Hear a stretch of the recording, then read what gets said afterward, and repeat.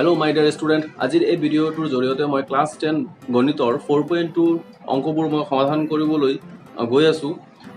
Question number 1 ত আছে 4.2 question number 1 ত আছে উৎপাদকীকৰণ পদ্ধতিৰে তলৰ দ্বিঘাত সমীকৰণৰ মূলবোৰ উলিওৱা। উৎপাদকীকৰণ পদ্ধতিত মানে দ্বিঘাত সমীকৰণৰ মূল নিৰ্ণয় কৰিবলৈ কোৱা হৈছে। তো দ্বিঘাত সমীকৰণৰ আৰ্হি যেটো আছে তোমালোকে হেতু ইতিমধ্যে গম পাইছা। তো মই তোমালোকক আকৌ ৰিমাইন্ড কৰি দিছো দ্বিঘাত সমীকৰণ কি হয় ax² + bx + c = 0। এইটো হৈছে এটা দ্বিঘাত সমীকৰণ যত a b c তিনিটা বাস্তৱ সংখ্যা আৰু a not equal to 0 হ'ব লাগে। এই ধৰণৰ ৰূপত থকা এই ধৰণৰ আকৃতিত থকা সমীকৰণ বিলাকক কোৱা হ'ব দ্বিঘাত সমীকৰণ। আৰু এই দ্বিঘাত সমীকৰণক 4.2 কোৱেশ্চন নম্বৰ 1 ত কোৱা হৈছে যে উৎপাদকীকৰণ পদ্ধতিত সমাধান কৰা। গতিকে তোমালোকে উৎপাদকীকৰণ পদ্ধতি কি হয় বা উৎপাদকীকৰণ পদ্ধতিত কি ধৰণে দ্বিঘাত সমীকৰণৰ মূল নিৰ্ণয় কৰা হয় সেইটো তোমালোকে জানিব লাগিব। তো এট ফাৰ্স্ট মই তোমালোকক এতিয়া মই এক্সপ্লেইন কৰি দিম উৎপাদকীকৰণ পদ্ধতি কি হয়। চাবা একেবাৰে সহজ হয়। যদি এইটো এটা দ্বিঘাত সমীকৰণ হৈছে তো দ্বিঘাত সমীকৰণৰ যেটো মধ্যপদ যেটো আছে bx যেটো মধ্যপদ আছে সেই মধ্যপদক দুটা ভাগত বহাব লাগে। এনেকৈ দুটা ভাগত বহাব লাগে। এতিয়া এই দুটা ভাগত যোগফল হিচাপে নে পূৰণফল হিচাপে নে বিয়োগফল হিচাপে কি ভাগত ভাগ কৰিবা। তো তোমালোকে সেই মধ্যপদটোক যদি ইয়াৰ মধ্যপদ আৰু সেই তৃতীয় পদৰ মাজত যি চিন থাকিব যদি যোগ চিন আছে তেতিয়াহ'লে সেই মধ্যপদ যদি তোমালোকে দুটা ভাগত ভগাইছা সেই দুটা ভাগটোক যোগফল হিচাপে প্ৰকাশ কৰিব লাগিব। এইটো নম্বৰ 1 কথা যেটো তোমালোকে মেথছত এপ্লাই কৰিব লাগিব। নম্বৰ 2 হৈছে এই মধ্যপদ দুটা যে আছে এই মধ্যপদ দুটা তোমালোকে পাইছিলা সেই দুটাৰ পূৰণফল এই দুটাৰ পূৰণফল কি হ'ব লাগিব এই a আৰু c ৰ পূৰণফলৰ সমান হ'ব লাগিব। মই আকৌ কৈ আছো দ্বিঘাত সমীকৰণৰ ক্ষেত্ৰত মধ্যপদক দুটা ভাগ কৰিব লাগে। দুটা ভাগ কৰি সেই দুটা ভাগৰ যোগফল হ'ব লাগিব। যদি মধ্যপদ আৰু তৃতীয় পদৰ মাজত যোগ চিন থাকে সেই যোগফল হিচাপে সেই মধ্যপদটোক দুটা ভাগ কৰিব লাগিব। নম্বৰ 1 আৰু নম্বৰ 2 হৈছে সেই মধ্যপদ দুটাক আকৌ সেম যি দুটা মধ্যপদ তোমালোকে লৈছিলা সেই দুটা মধ্যপদক আকৌ পূৰণ কৰিলেও সেই a আৰু c ৰ পূৰণফলৰ সমান হ'ব লাগিব। সেইটো প্ৰসেস এপ্লাই কৰিলেই এইটো আমি উৎপাদকীকৰণ পদ্ধতি আমি ক'ব পাৰি। তাৰ পিছত আমি সেইটো কমন লৈ x ৰ মান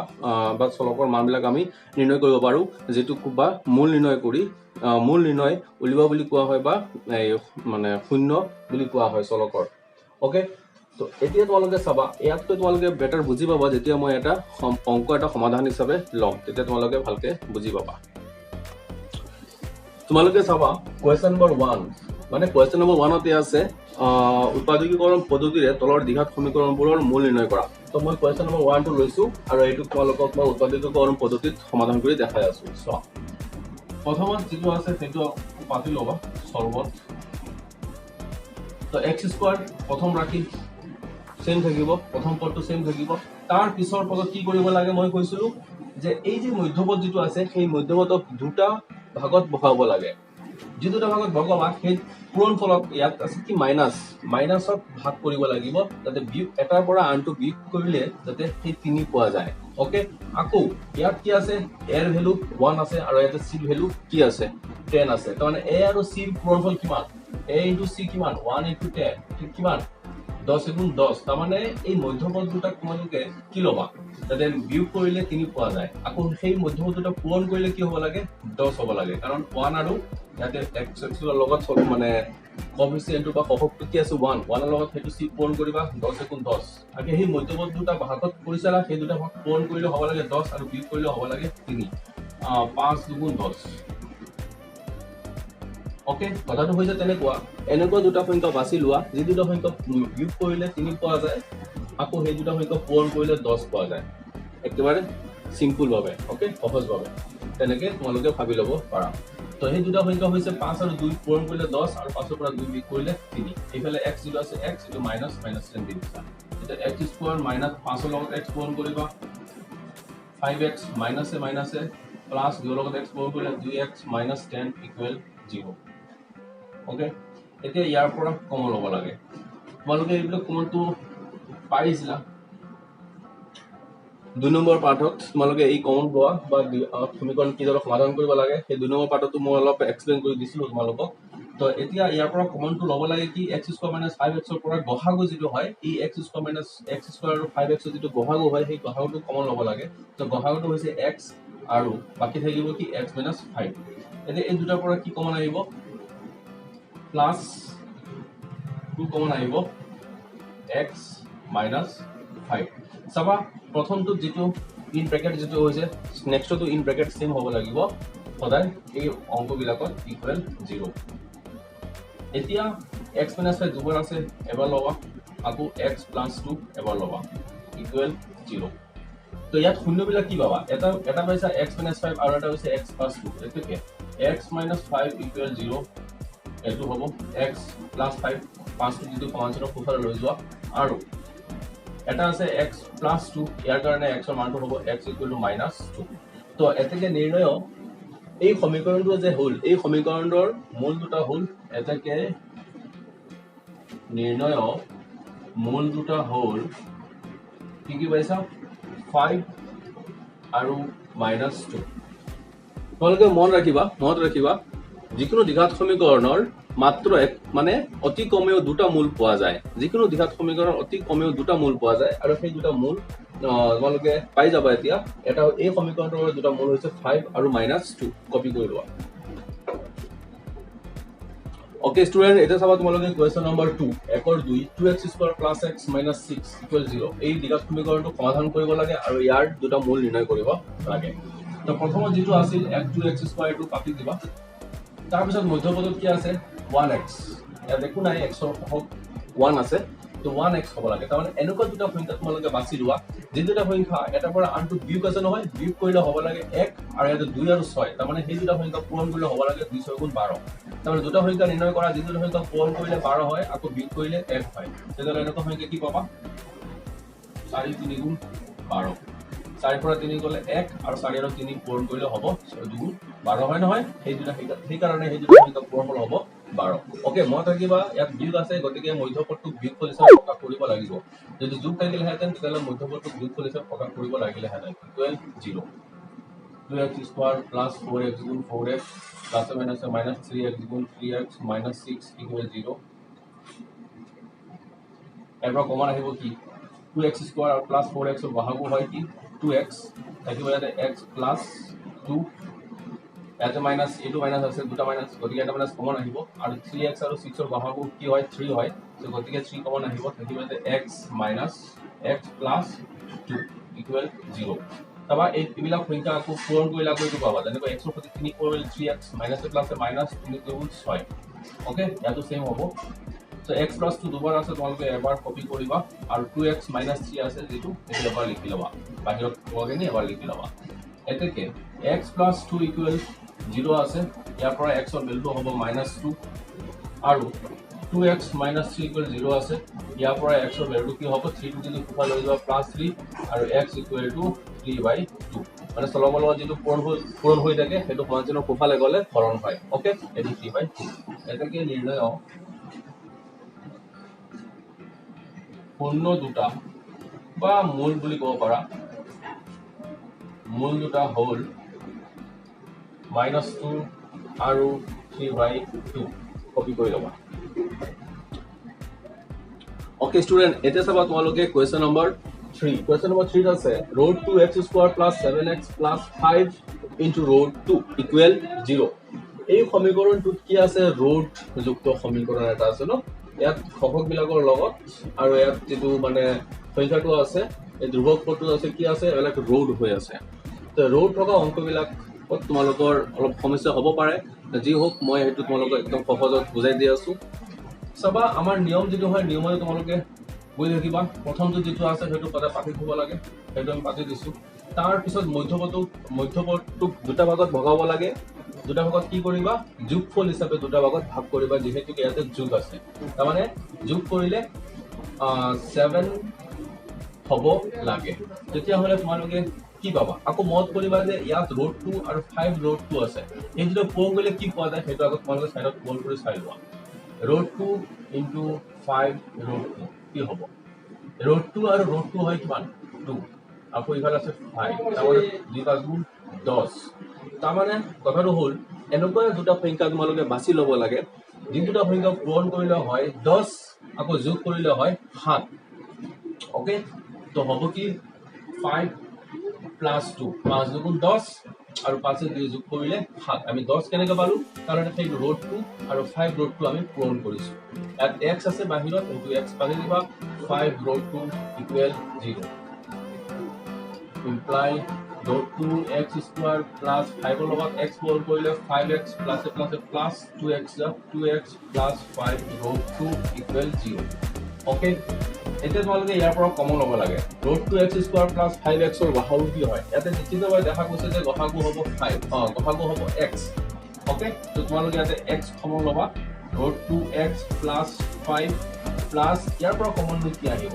ইয়াৰ পৰা তোমালোকে দেখিবা কমন টু একচুয়ালি root 2 এটা ল'ব পাৰি কাৰণ root 2 মানে root 2 পূৰণ কৰিলে 2 পোৱা যায় আৰু root 2 কমন আহিবই যেহেতু তেতিয়াহ'লে মই ইয়াতে root 2x দিওঁ তো root 2 আৰু root 2 পূৰণ কৰিলে 2 পাবা root 2 into root 2x যা 2x হ'ব প্লাস ইয়াৰ পৰা যদি root 2 আহি যায় থাকিব কি only 5 equal 0 মই থাকিবা ইন ব্ৰেকেট আৰু এইটো ইন ব্ৰেকেট সদায় সেম হ'ব লাগিব আদাৰৱাইজ মেথছ ৰং হ'ব তো ইয়াৰ পৰা দুটাৰ পৰা এটা লিখি লবা root 2x plus 5 আৰু x plus root root 2 equal 0 okay student এতিয়া আগৰ মতে তোমালোকে x ৰ ভ্যালু নিৰ্ণয় কৰিবা এতেকে root 2x plus 5 equal 0 বুলি ক'লে root 2x plus 5 কোফাল লৈ যোৱা -5 এতিয়া x equal to নিৰ্ণয় কৰিব লাগে x ৰ সৈতে যেটো আছে সেইটো কোফালে গলে কি হ'ব হৰণ হ'ব গতিকে এইটো root 2 তলত আৰু 5 2 ওপৰত ওকে আৰু ইয়াত x plus root 2 equal 0 x equal minus root হৈছে এতেকে নিৰ্ণয় মূল দুটা হ'ল এটা হৈছে 5 by minus 5 by root 2 আৰু এটা হৈছে minus root কপি কৰি ল'ব স্টুডেন্ট এটা চাবা তোমালোকে কোয়েশ্চন নম্বৰ 4 কোয়েশ্চন নম্বৰ 4 ত আছে 2x square minus x plus 1 by 8 equal 0 চাবা ইয়াত যেটো মানে ধ্ৰুৱক পদটো আছে সেইটো ভগ্নাংশত দিয়া হৈছে ন লব আছে আৰু হৰ আছে যেটো আমাক অলপ সমস্যা সৃষ্টি কৰিব পাৰে একো নহয় তোমালোকে চাবা কি ইয়াত হৰ আছে নহয় হৰ থাকিলে তোমালোকে আটাইকেইটা ৰাশিৰ লগত বা আটাইকেইটা পদৰ লগত তোমালোকে হৰটো পূৰণ কৰি দিবা তেতিয়া সমস্যাটো সমাধান হৈ যাব কেনেকৈ কৰে চোৱা ইয়াৰ প্ৰতি মই 8 পূৰণ কৰিম ইয়াৰ প্ৰতি মই 8 পূৰণ কৰিম আৰু ইয়াৰ প্ৰতিও মই 8 পূৰণ কৰিম কথাটো হৈছে ইয়াৰ প্ৰতিও তোমালোকে 8 পূৰণ কৰিব পাৰা আটাইকেইটা সংখ্যাৰ লগত তোমালোকে 8 পূৰণ কৰিব পাৰা তো এতিয়া ইয়াত যেটো সহগ মানে যেটো ধ্ৰুৱক পদ আছিল সেই ধ্ৰুৱক পদত থকা হৰ সংখ্যাটো কি কৰিছো হৰত থকা সংখ্যাটো আটাইকেইটা পদৰ লগত পূৰণ কৰি দিছো তেতিয়া হলে কি হ'ব চাবা 8 গুণ 16x স্কয়াৰ 8x গুণ 8x আৰু এই 8 আৰু 8 কেনসেল যাব থাকিব 1 8 গুণ 0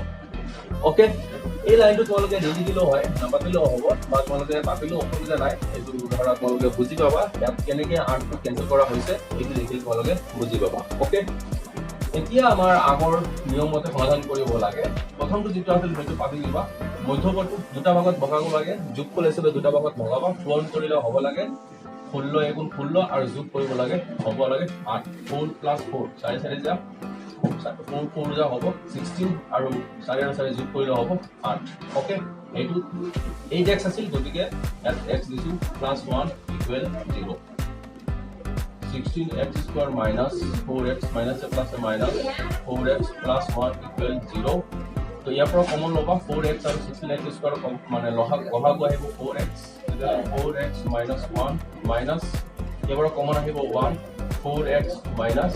1 ওকে ইন ব্ৰেকেট সদায় সেম হ'ব লাগে মনত ৰাখিবা তেতিয়াহ'লে 4x minus 1 দুবাৰ আছে এবাৰ লিখিবা আৰু 4x minus 1 আকৌ এবাৰ লিখিবা ওকে ইকুৱেল 0 তো এতেকে 4x minus 1 equal to 0 কাৰণে তোমালোকে কি পাবা 4x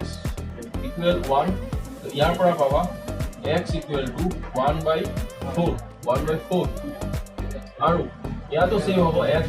4x minus 1 4x equal to 1 তো x equal to 1 by 4 এতেকে নিৰ্ণয় মূল দুটা হ'ল কি পাইছা 1 by 4 আৰু 1 by 4 1 by 4 আৰু 1 by 4 কপি কৰি লবা Okay, student, this is what the question number 5. Question number 5 was 100x square minus 20x plus 1 equal 0. তো তোমালোকে নিয়ম মতে কি কৰিবা প্ৰথম যেটো পদ আছে পাতি দিবা তাৰ পিছত যেটো মধ্যপদ আছে হেতুক যোগফল হিচাপে দুটা ভাগত ভাগ কৰিবা যেহেতু কি ইয়াতে যোগ আছে তো যোগফল আছে দুটা ভাগত ভাগ কৰিবা আৰু পূৰণ কৰিলে তাৰ মানে a আৰু c পূৰণফল হৈছে কিমান 100 গুণ 100 যে সেই দুটা সংখ্যাৰ পূৰণফল হ'ব লাগিব 100 আৰু যোগ কৰিলে হ'ব লাগিব 10 তাৰ মানে 10 যোগ 10 10 10 গুণ 100 আৰু 10 আৰু 10 যোগ কৰিলে হ'ব 20 হেতু x পাতি দিবা plus 1 equal 0 100x square minus 10x गुण 10x 10 লগত হেতু x পূৰণ কৰিবা প্লাস এ মাইনাস আৰু মাইনাস 10x গুণ 10x প্লাস 1 ইকুৱেল 0 এতিয়া তোমালোকে ইয়াৰ পৰা কমন লবা 100x square minus 10x ৰ গসাগু কি হয় 10x হ'ব তেতিয়াহ'লে ইয়াত থাকিব 10x minus 1 আকৌ ইয়াত 10x আৰু 1 আছে গতিকে 1 কমন আহিব এটা 10 minus 10x minus 1 equal 0. এতে দুটা আছে 10x minus 1 এবাৰ লিখিবা 10x minus 1 দুবাৰ আছে আকৌ 10x minus 1 equal 0. এতে কি 10x minus 1 equal 0 10x equal 1 x equal to 1 by 10 আৰু 10x minus 1 equal 0 10x equal 1 x equal to 1 by 10. Okay, student, এতে কে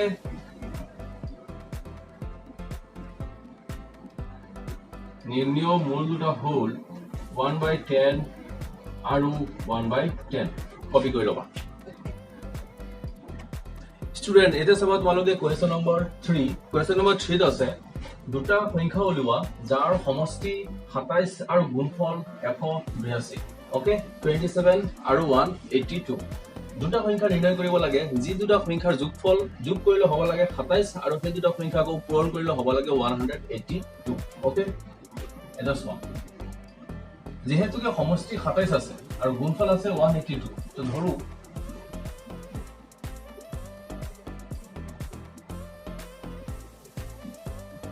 এটা সংখ্যা x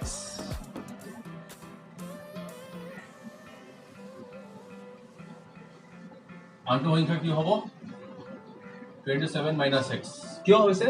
কাৰণ 27 হৈছে সংখ্যা দুটাৰ সমষ্টি দুটা সংখ্যা মানে x আৰু হেতু এটা সংখ্যা যোগ কৰিলে হয় 27 x টো আমি ধৰিছো x টো আমি ধৰি লৈছো যে এটা সংখ্যা x আনটো সংখ্যা কি হ'ব এই সংখ্যাটো কি হ'ব তাৰ মানে এই যোগফলৰ পৰা এটা সংখ্যা বিয়োগ কৰিবা তেতিয়াহ'লে তোমালোকে আনটো সংখ্যা পাই যাবা তো গতিকে আনটো সংখ্যা হৈছে 27 minus x ওকে এতিয়া আমি সংখ্যা দুটা পাই গৈছো এটা হৈছে x আৰু আনটো হৈছে 27 minus x আকৌ কৈছে যে গুণফল হৈছে 182 according to the question x into 27 minus x তাৰ এই দুটা সংখ্যাৰ গুণফল হৈছে 180 পূৰণ কৰিবা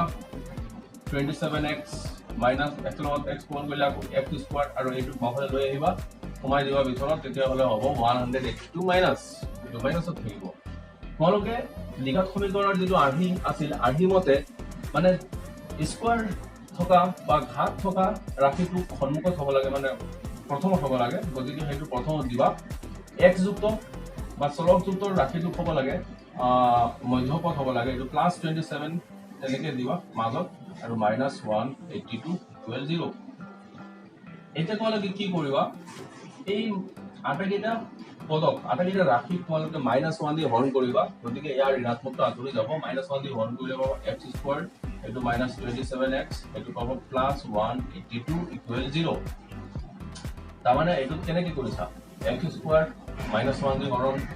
এটো +27x ইয়াকো -1 দি হৰণ -182 ইয়াকো -1 দি হৰণ তো মাইনাস মাইনাস ক্যান্সেল হেতু মাইনাস প্লাস -27x হেতু হ'ব x স্কয়ার আর টু -1 প্লাস 182 হেতু কথা ওকে এতিয়া তোমালোকে এই দ্বিঘাত সমীকৰণ পাই গৈছা দুনিয়াতে এটা দ্বিঘাত সমীকৰণ পালা এই দ্বিঘাত সমীকৰণ তোমালোকে উৎপাদকীকৰণ পদ্ধতিত সমাধান কৰি দিয়া x স্কয়াৰ মাইনাস পূৰণ কৰিলে হ'ব লাগিব এক আছে নহয় যেহেতু 182 এখন 182 আৰু যোগ কৰিলে হ'ব লাগে 27 এই সংখ্যাটোটা কি কি হ'ব তো তোমালোকে এইটো বাছি বা উলিয়াবলৈ হলে এই ছুটি নিয়ম হৰণ কৰিবা 182 2 কৰিবা 2 নম্বৰ 18 2 গুণ 2 7 13 গুণ 91 সো গতিকে পাইছো কি ইয়াতে 13 7 আৰু 2 ইয়াতে 7 দুগুণ 14 আৰু এফালে 13 আছে হয় ন 14 আৰু 13 পূৰণ কৰিলে 182 পোৱা যাব আৰু 14 আৰু 13 যোগ কৰিলে হ'ব 27 তেতিয়াহলে তোমালোকে 14 প্লাস 13 পাবা বাহিৰত x plus 182 equal 0 x square minus 14x plus or minus a minus 13x plus 182 equal 0 ইয়াৰ পৰা কমন লবা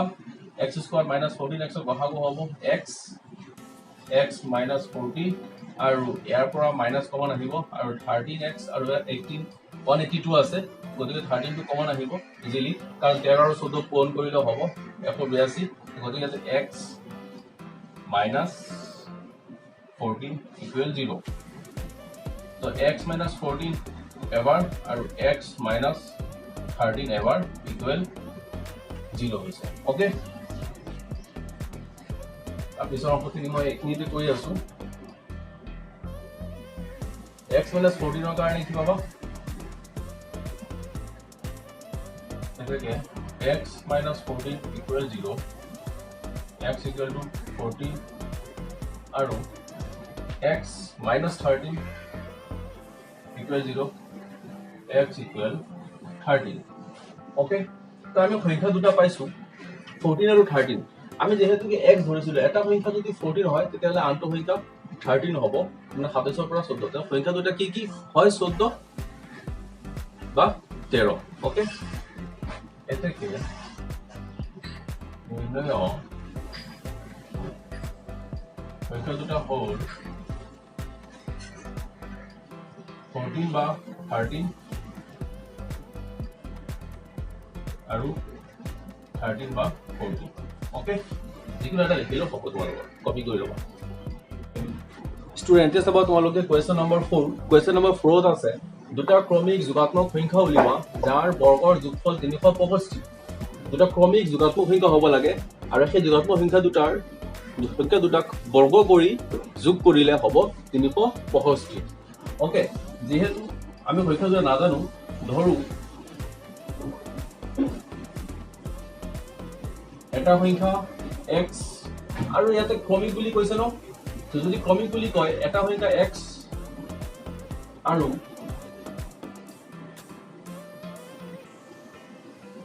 আনটো সংখ্যা হ'ব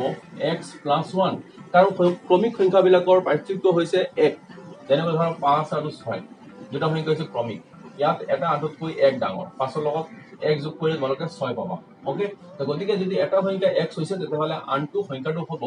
x + 1 ক্ৰমিক সংখ্যাৰ ক্ষেত্ৰত মই তোমালোকক কৈ আছো ওকে এতিয়া কোৱেশ্চন কি কৈছে এই দুটা সংখ্যা আছে এই দুটা সংখ্যাক বৰ্গ কৰিব লাগে বৰ্গ কৰি যোগ কৰিব লাগে ন ওকে এটা সোৱা বৰ্গ কৰিবা x² আকৌ এটো বৰ্গ কৰিবা x + 1 স্কয়াৰ যোগ কৰিলে কিমান হ'ব এই সংখ্যা দুটা বৰ্গ কৰা হৈছে বৰ্গ কৰি যোগ কৰিব লাগে কাৰণ এতে কৈছে যোগাত্মক সংখ্যা উলিওৱা যাৰ বৰ্গৰ যোগফল এটো বৰ্গ কৰিছো যোগ কৰিছো হ'ব কিমান 365 x² প্লাস এটো a plus b whole square আছে x² প্লাস টুৱাইস ab মানে টুৱাইস a আৰু b এটো b টো নিদিলে হ'ল 1 আছে যেহেতু কে এটো পূৰণ কৰিলে হেতু থাকিব প্লাস 1 স্কয়াৰ मतलब হেতু 1 হ'ব ঘুৰি ঘুৰি তো 365 তোমালোকে একেলগে এই 365 ক বামলৈ কমাই দিব পাৰা 365 ইকুৱেল 0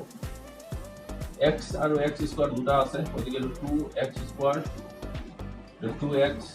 প্লাস মাইনাস মাইনাস 365 পৰা 1 বিয়োগ কৰিবা 364 আটাইটা এটা সংখ্যা লিখিছো 2 ৰ গুণিত হৈ আছে গতিকে 2 দি বিভাজ্য হ'ব তো বিভাজ্য কৰিলে কি হ'ব এটো x² প্লাস এটো x এটো মাইনাস 182 ইকুৱেল 0 ইয়াক আগত তোমালোকে সমাধান কৰিব লাগে পূৰণ কৰিলে 182 বিয়োগ কৰিলে 1 তোমালোকে আগৰ অংকটোত পাইছিলা 182 কাৰণে 14 * 13 পাইছিলা কোৱেশ্চন নম্বৰ 3 তো গতিকে মই হেতু আকৌ নেক্সট এতে কৰিব যোৱা নাই 14 minus 13 আগৰ অংকটো আছে যোগ কৰিলে হ'ব লাগে এটা যোগ কৰিলে ইয়াতে 27 আছিল 27 কিন্তু এটা বিয়োগ আছে তাৰ মানে 14 minus 3 দি দিবা x minus 182 equal 0 x square plus 14x plus a minus a minus 13x minus 182 equal 0. এতিয়া ইয়াৰ পৰা কমন ল'বা x square plus 14x ৰ পৰা x কমন আহিব x plus 14 minus দুটা মাইনাস আছে এটা মাইনাস কমন 13 কমন আহিব মানে 13 টো হৈছে দুটা সংখ্যাৰ গসাগু গতিকে x plus 14 equal 0. x plus 14 দুবাৰ আছে এবাৰ লিখিবা x plus 14 আৰু x minus 13 এবাৰ লিখি দিবা ওকে ইকুৱেল 0 তোমালোকে এটো আগত কপি কৰি লোৱা এতিয়া তাৰ পিছৰ শাৰী কি হ'ব এতেকে x plus 14 equal 0 তাৰ মানে হ'ব x equal to minus 14 আৰু x minus 13 equal 0 সেইটো হ'ব x equal 13 তো কোনটো গ্ৰহণযোগ্য হ'ব যেহেতুকে কোৱেশ্চনত কৈছিল যে যোগাত্মক ক্ৰমিক সংখ্যা তো যোগাত্মক বুলি ক'লে আমি এই x equal 13 টো হে আমি গ্ৰহণ কৰিম আৰু সেইটো গ্ৰহণযোগ্য নহ'ব ওকে তো লিখিবা এতেকে নিৰ্ণয় ক্ৰমিক যোগাত্মক সংখ্যা দুটা হ'ল 13 আৰু এটা কি আছিল সংখ্যা দুটা একচুয়ালি কি আছিল x আৰু x plus 1 যদি আমি x টো x equal 13 টো যদি গ্ৰহণ কৰিছো তেতিয়াহলে x plus 1 ৰ কাৰণে কি হ'ব তাৰমানে 13 plus 1 হ'ব 14 তাৰমানে সংখ্যা দুটা হৈছে 13 আৰু 14 হয় না কপি কৰি লবা স্টুডেন্ট এটা চাবা তোমালোকে কোৱেশ্চন নম্বৰ 5 ত আছে চোৱা এটা সমকোণী ত্ৰিভুজৰ উচ্চতা ইয়াৰ ভূমিতকৈ 7 সেন্টিমিটাৰ কম উচ্চতা যেটো আছে হেতু তাৰ ভূমিতকৈ 7 সেন্টিমিটাৰ কম বুলি কৈছে যদি অতিভুজটো 13 সেন্টিমিটাৰ হয় যেটো অতিভুজ আছে সমকোণী ত্ৰিভুজৰ অতিভুজটো যদি 13 সেন্টিমিটাৰ হয় তেতিয়া হলে অইন দুটা বাহু নিৰ্ণয় কৰা তাৰমানে অতিভুজটো স্পষ্টভাৱে এটা দিয়া হৈছে 13 সেন্টিমিটাৰ তো আমি অইন দুটা বাহু বুলি ক'লে কোন দুটা বাহু মানে সমকোণী ত্ৰিভুজটোৰ উচ্চতা আৰু ইয়াৰ ভূমি নিৰ্ণয় কৰিব লাগে সো তোমালোকক মই অলপ ভালকে বুজাবলৈ মই এটো ডায়াগ্ৰামটো বনাই লৈছো যদি এটা সমকোণী ত্ৰিভুজ হয় এই সমকোণী ত্ৰিভুজৰ অতিভুজটো 30 সেন্টিমিটাৰ এটো অতিভুজ হ'ব 13 সেন্টিমিটাৰ অতিভুজ কোনটো হয় সমকোণী ত্ৰিভুজৰ যেটো সমকোণ থাকে সমকোণৰ সন্মুখৰ ফালে বাহুটো হয় অতিভুজ হাইপোটেনুয়াস বুলি কোৱা হয় তো এই সমকোণী ত্ৰিভুজটোৰ ভূমি আছে এইটো আৰু উন্নতি আছে এইটো ওকে এটো উন্নতি আৰু এটো আছে ভূমি ইয়াতে কি বুঝছ এটা সমকোণী ত্ৰিভুজৰ উচ্চতা মানে এই যে উচ্চতাটো আছে এই উচ্চতা ইয়াৰ ভূমিতকৈ মানে এইটো যে ভূমি আছে ভূমিতকৈ 7 সেন্টিমিটাৰ কম মানে ভূমিতকৈ 7 সেন্টিমিটাৰ কম তো ভূমি কিমান আছে সেইটো আমি নাজানো আকৌ ভূমিৰ লগত উচ্চতাটো তুলনা কৰিছে তো আমি ধৰিছো ভূমি আছে x যদি ভূমি x হয় তেতিয়া উচ্চতা কিমান হ'ব এতিয়া x - 7 কাৰণ উচ্চতাটো হৈছে ভূমিতকৈ 7 সেন্টিমিটাৰ কম যেহেতুকে আমি ভূমি নাজানো গতিকে আমি ধৰিছো ভূমি x তেতিয়া হলে আমি উচ্চতাটো ইজিলি পাই যাম x - 7 আৰু এফালে অতিভুজটো দিয়া হৈছে কিমান 13 যদি এইটো হয় তেতিয়া হলে আমি অইন দুটা বাহু নিৰ্ণয় কৰিব লাগে অইন দুটা বুলি ক'লে অতিভুজটো দিয়া হৈছে যেহেতু অইন দুটা বাহু বুলি ক'লে ভূমি আৰু উন্নতিৰ কথাটো কোৱা হৈছে তো তোমালোকে এতিয়া এই দুটা বাহু কেনেকৈ নিৰ্ণয় কৰিবা তো আমি পাইথাগোৰাছৰ সূত্ৰ জানো পাইথাগোৰাছৰ সূত্ৰ মতে কি হয় অতিভুজৰ বৰ্গ ইকুৱেল টু বাকি দুটা বাহুৰ বৰ্গৰ যোগফলৰ সমান হয় যদি সেইটো হয় তেতিয়া হলে আমি সেই পাইথাগোৰাছৰ সূত্ৰটো আমি ইয়াত এপ্লাই কৰিম তো তোমালোকে চাই যাবা লেট ভূমি x আৰু উন্নতি কিমান হ'ব যেহেতু উন্নতি কৈছে ভূমিতকৈ x কম গতিকে x - 7 বিলাক এককটো সেন্টিমিটাৰ হয় ইয়াতে দিব পাৰা সেন্টিমিটাৰ আৰু অতিভুজটো কিমান দিয়া হৈছিল কোৱেশ্চনত গিভেন এটো গিভেন দিব পাৰা গিভেন অতিভুজ 13 সেন্টিমিটাৰ ওকে স্টুডেন্ট তো পাইথাগোৰাছৰ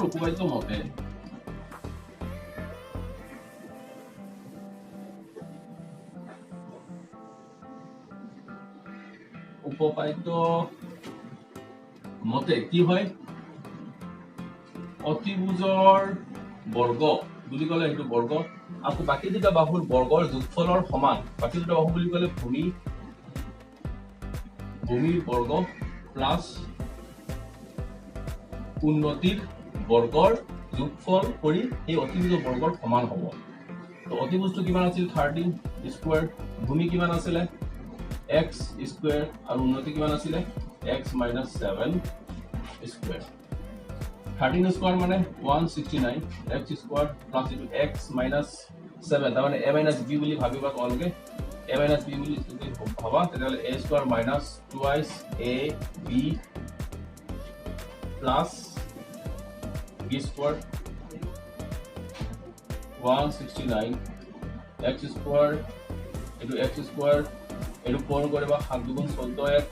plus 7 7 গুণ 49 49 ওকে স্টুডেন্ট এটা তোমালোকে এইখিনি বাকলে লৈ আহিব পাৰা 169 into 2x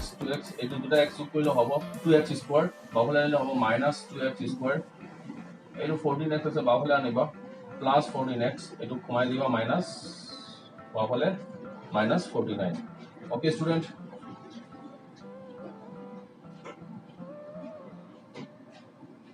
এতিয়া তোমালোকে চোৱা ইয়াত যে কোফালৰ পৰা বাফলে আনিছো তোমালোকে বাফলৰ পৰা কোফালে লৈ যাব পাৰা বাফলৰ পৰা কোফালে ললে তো হেতু -169 হলে হেতেন ওকে তো মই এইটো সংখ্যাটো বাফলে থকা সংখ্যাটো মই বাফলে কোফালে লৈ গৈছো আৰু এইটো সহজ হ'ব x স্কয়াৰ যোগ কৰিলে হ'ব 2x স্কয়াৰ -14x plus 49 এইটো কোফালে লৈ যোৱা 169 okay equal 0 2x square minus 14x into plus 7 আছে minus বুলি করে ডাঙৰ আগত বিয়োগচিন দিবা 9 পৰা 9 গলে 0 6 পৰা 4 গলে 2 আৰু ফলে 1 120 12 0 তোমালোকে আগত পাতি লোৱা আছো এতিয়া চাবা তাৰ পিছত 2x square minus 14x minus 120 আটাইকেইটা সংখ্যা 2 ৰে বিভাজ্য হয় গতিকে 2 ৰে বিভাজ্য কৰি আৰু অংকটো মানে সৰল কৰিব পাৰা মানে সহজ হ'ব আৰু so into x square into minus 7x into minus 60 equal 0 minus 4 কৰিলে হ'ব লাগে 30 আকৌ বিয়োগ কৰিলে হ'ব লাগে 7 তেনেকৈ হৈজালে কি আছে 12 minus 5 5 और गुण 30 और 12 पर 5 গলে 7 okay minus minus the plus 5x minus 60 equal 0 x common আহিবো x minus 12 আকৌ ইয়াৰ পৰা কমন আহিবো কমন কি আহে এই 5x আৰু 60 যেটো গহাগো আছে সেই গহাটোৱে কমন আহে তো তোমালোকে ইয়াতে প্লাস দিবা কমন আহিবো 5 এটো x minus 12 equal 0 5 বাৰ পৰা 30 হ'ব লাগে x minus 12 দুবাৰ আছে এবাৰ লিখিবা আকৌ x plus 5 এবাৰ লিখি লবা ওকে ইকুৱেল 0 এতেকে x minus 12 ৰ কাৰণে x ৰ ভ্যালু কিমান হ'ব 12 আৰু x plus 5 ৰ কাৰণে x ৰ ভ্যালু কিমান পাবা -5 এটো কোফালে গলে -5 হ'ব ওকে স্টুডেন্ট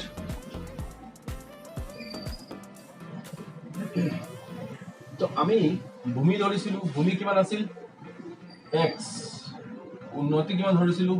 x minus 7 বা উন্নতি কিমান কৈছিলে কোৱেছনত x minus 7 বুলি কৈছিলে যেহেতুকে x -5 হেতু আমি একসেপ্ট কৰিব নোৱাৰিম কাৰণ দৈৰ্ঘ্য বা দূৰত্ব কেতিয়াও ঋণাত্মক হ'ব নোৱাৰে দূৰত্ব কেতিয়াও ঋণাত্মক নহয় গতিকে x -5 গ্ৰহণযোগ্য নহয় তেতিয়াহলে আমি x ৰ মান 12 ধৰিব লাগিব তাৰমানে ভূমিটো হ'ব 12 মানে লিখি লবা ইয়াতে যেহেতু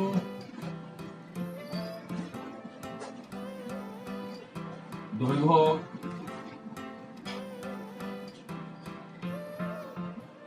ঋণাত্মক হ'ব নোৱাৰে গতিকে x -5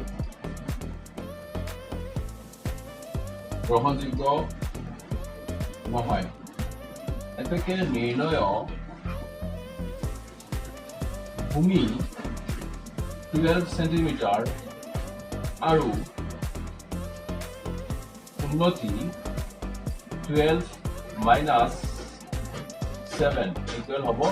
5 centimetre okay student copy কৰি লবা ছাত্ৰ ছাত্ৰীসকল তোমালোকে এতিয়া 6 নম্বৰ কোৱেশ্চনটো চাবা 6 নম্বৰ কোৱেশ্চনটো কিবা সামান্য এটা টেকনিক্যাল অসুবিধাৰ বাবে মই ৰেকৰ্ড কৰিব নোৱাৰিলো তোমালোকে এতিয়া কোৱেশ্চন নম্বৰ 6 টো চাবা এটা কুটিৰ শিল্পই দৈনিক এটা নিৰ্দিষ্ট সংখ্যক মাটিৰ বাচন তৈয়াৰ কৰে। এদিন দেখা গ'ল যে প্ৰতিটো বস্তুৰ উৎপাদনৰ খৰচ সিদিনাৰ উৎপাদিত বস্তুৰ সংখ্যাৰ দুগুণতকৈ 3 বেছি। যদি সিদিনা উৎপাদনৰ মুঠ ব্যয় 90 টকা, উৎপাদিত বস্তুৰ সংখ্যা আৰু প্ৰতিটো বস্তুৰ ব্যয় কিমান হ'ব উলিওৱা। তোমালোকে লক্ষ্য কৰিবা সেইদিনা উৎপাদনৰ খৰচ মানে প্ৰতিটো বস্তুৰ মানে উৎপাদনৰ খৰচ সিদিনা উৎপাদিত বস্তুৰ সংখ্যাৰ দুগুণতকৈ 3 বেছি। মানে প্ৰতিটো বস্তুৰ দাম কিমান? প্ৰতিটো বস্তুৰ দাম হৈছে সেইদিনা যিমানটা বস্তু উৎপাদিত কৰা হৈছিল সেই সিমানটা বস্তুৰ সংখ্যাৰ দুগুণতকৈ 3 বেছি। যদি সেইদিনা উৎপাদিত বস্তুৰ সংখ্যা যদি xটা হয় তেতিয়াহ'লে প্ৰতিটো বস্তুৰ খৰচ কিমান হ'ব? 2x + 3। খৰচ হ'ব উৎপাদিত বস্তুৰ সংখ্যাৰ দুগুণ। তাৰমানে উৎপাদিত বস্তুৰ সংখ্যা যদি x হয় তেতিয়াহ'লে xৰ দুগুণতকৈ 3 বেছি। তেতিয়াহ'লে প্ৰতিটো বস্তুৰ খৰচ হ'ব 2x + 3। অ'কে, তো তোমালোকে ধৰিব লাগিব যিহেতু উৎপাদনৰ খৰচ সিদিনা উৎপাদিত বস্তুৰ সংখ্যাৰ লগত তুলনা কৰিছে, গতিকে উৎপাদিত বস্তুৰ সংখ্যা আমি ধৰিব লাগিব। ধৰা উৎপাদিত বস্তুৰ সংখ্যা x আৰু প্ৰতিটো বস্তুৰ উৎপাদনৰ খৰচ 2x + 3। Okay, 2x + 3। অ'কে, এতিয়া চাবা যদি সিদিনা উৎপাদনৰ মুঠ ব্যয় যদি 90 টকা হয়, মুঠ ব্যয় কিমান হৈছে? 90 টকা হৈছে। তাৰমানে ইয়াত এটা বস্তুৰ দাম হৈছে 2x + 3 আৰু মুঠ বস্তু উৎপাদিত হৈছিল xটা। তেতিয়াহ'লে মুঠ খৰচ হ'ব উৎপাদিত বস্তুৰ সংখ্যাৰ লগত প্ৰতিটো বস্তুৰ মূল্য পূৰণ কৰিবা, তোমালোকে 90 টকা পাবা। তাৰমানে x × 2x + 3 = 90। ধৰা উৎপাদিত বস্তুৰ সংখ্যা x, প্ৰতিটো বস্তুৰ খৰচ 2x + 3। কুৱেশ্যন মতে আছিল according of the question x × 2x + 3, কাৰণ প্ৰতিটো বস্তুৰ খৰচৰ লগত উৎপাদিত বস্তুৰ সংখ্যা পূৰণ কৰিবা আৰু সেইদিনা হোৱা মুঠ খৰচ পাই যাবা 90 rupees। তো xৰ সৈতে 2x পূৰণ কৰিবা 2x² প্লাছ xৰ সৈতে আকৌ 3 পূৰণ কৰিবা 3x আৰু 90টো সোঁফালৰ পৰা যদি বাওঁফালত সোমাই দিয়া তেতিয়াহ'লে হ'ব -90, প্লাছ 90ৰ পৰা সেইটো হ'ব -90। তো তোমালোকে ইয়াত এটা দ্বিঘাত সমীকৰণ পাই গৈছা 2x² প্লাছ 3x - 90। এই দ্বিঘাত সমীকৰণটোক তোমালোকে সমাধান কৰিবা। পূৰণ কৰিলে 90 হ'ব লাগে, পূৰণ কৰিলে দুটা সংখ্যা পূৰণ কৰিবা হ'ব লাগিব 180, যিহেতুকে ইয়াতে আগত প্ৰথম ৰাশিটোত 2 আছিল আৰু শেষত 90 আছে। 2ৰ লগত 90 পূৰণ কৰিবা, তোমালোকে 180 পাবা। আৰু বিয়োগ কৰিলে হ'ব লাগিব দুটা সংখ্যাৰ পৰা বিয়োগ কৰিবা হ'ব লাগিব 3। তাৰমানে এনেকুৱা দুটা সংখ্যা বাছি লোৱা যি দুটা সংখ্যা পূৰণ কৰিলে 180 হয় আৰু এটাৰ পৰা আনটো বিয়োগ কৰিলে 3 হয়। তাৰমানে 15 আৰু 12 পূৰণ কৰিবা, তোমালোকে 180 পাবা আৰু 15ৰ পৰা 12 বিয়োগ কৰিবা 3 পাবা। সেইটো কেনেকৈ নিৰ্ণয় কৰিছে সেই সোঁফালে তোমালোকে চাই ল'ব পাৰা। সেইটো চুটি নিয়ম হৰণ প্ৰক্ৰিয়া মই কৰি দিছোঁ। 180ক তোমালোকে চুটি নিয়ম হৰণ কৰি এই মৌলিক সংখ্যাবিলাক ওলাই ল'বা 2, 2, 3, 3, 5। এতিয়া ইয়াত দেখা গৈছে যে 2, 2 আৰু 3 পূৰণ কৰিলে এটা ভাগ আৰু 3 আৰু 5 পূৰণ কৰিলে এটা ভাগ। তাৰমানে 2, 2 × 4, 4, 3 × 12 আৰু এইফালে 3, 5 × 15। 15ৰ পৰা 12 বিয়োগ কৰিবা, তোমালোকে 3 পাবা আৰু 15 আৰু 12 পূৰণ কৰিবা, তোমালোকে 180 পাবা। তো তেনেকৈ অংকটো সমাধান কৰি তোমালোকে পিছত 2x + 15 এটা পাবা আৰু এটা পাবা x - 6। So 2x + 15ৰ পৰা তোমালোকে xৰ মান নিৰ্ণয় কৰিবা, x = -15/2 পাবা আৰু x - 6ৰ পৰা তোমালোকে x = 6 পাবা। যিহেতুকে বস্তুৰ সংখ্যা ঋণাত্মক হ'ব নোৱাৰে, যেনেকৈ ইয়াতে x = -15/2 আছে, যেহেতু x হৈছিল কি উৎপাদিত বস্তুৰ সংখ্যা কেতিয়াও মাইনাছত থাকিব নোৱাৰে, যিহেতুকে এইটো শূন্যতকৈ সৰু হৈ যায়। তো গতিকে এইটো গ্ৰহণযোগ্য নহ'ব। তো ইয়াতে লিখা আছে বস্তুৰ সংখ্যা ঋণাত্মক হ'ব নোৱাৰে, গতিকে x = -15/2 গ্ৰহণযোগ্য নহয়। তেন্তে x = 6 আমি গ্ৰহণযোগ্য গ্ৰহণ কৰিব পাৰিম। তো নিৰ্ণয় বস্তুৰ সংখ্যা 6, তাৰমানে xৰ মান হৈছে 6, তাৰমানে উৎপাদিত বস্তুৰ সংখ্যা হৈছে 6 আৰু প্ৰতিটো বস্তুৰ খৰচ 2x + 3, তাৰমানে xৰ ঠাইত তোমালোকে 6 বহাবা আৰু সেইটো সমাধান কৰিবা। 2, 6 × 12, 12ৰ সৈতে 3 যোগ কৰিবা 15 পাবা। ছাত্ৰ ছাত্ৰীসকল, আজিৰ ভিডিঅ'টো মই ইয়াতে শেষ কৰিলোঁ। আজিৰ এই ভিডিঅ'টো তোমালোকক মই অনুশীলনী 4.2ৰ আটাইবোৰ অংক সমাধান কৰি দিছোঁ। আশা কৰোঁ তোমালোকে এই অংকবিলাক খুব বুজি পাইছা। নেক্সট ভিডিঅ'টোত মই 4.3 অংকবোৰ সমাধান কৰি দিম। ইয়াৰ আগলৈকে তোমালোকে এই অংকবোৰ ঘৰত প্ৰেক্টিছ কৰি থাকিবা। ধন্যবাদ।